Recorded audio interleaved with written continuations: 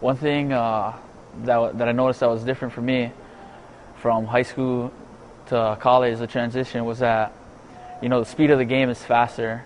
Everyone's faster, even the big guys.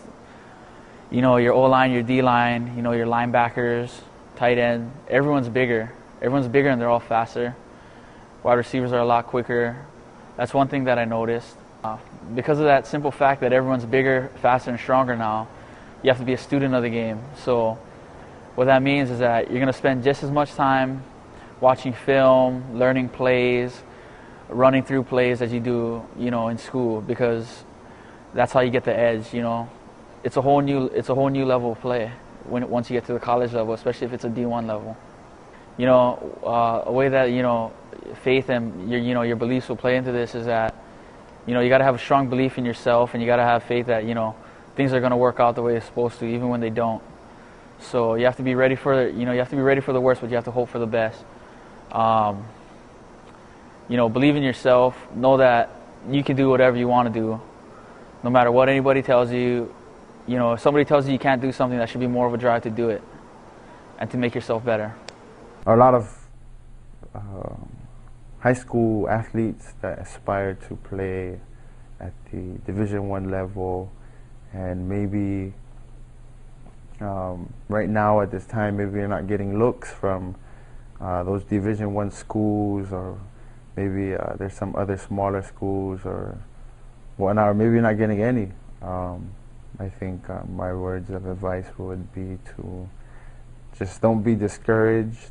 I know a lot of people who took the long route, or they maybe developed later, or maybe they were just overlooked by coaches that didn't see their talent, and they went to smaller schools and they persevered through it all, and now they're playing professionally.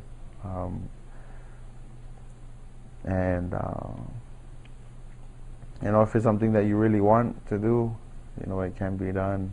You gotta work hard. Hard work beats out talent when talent doesn't work hard.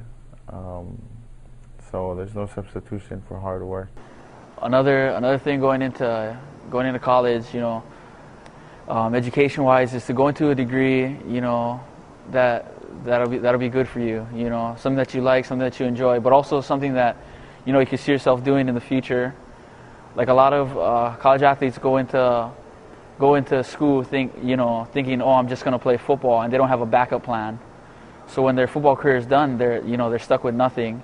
They don't have a degree, they haven't finished, or they're going into something that's pretty much they can't do anything with it.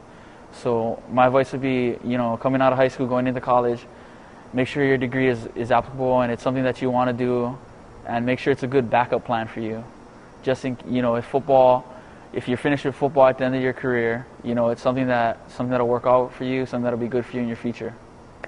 If there's one thing that I would have done differently, in high school while being recruited, was I wouldn't have gave a verbal commitment so early, because when you do that, some teams tend to back off.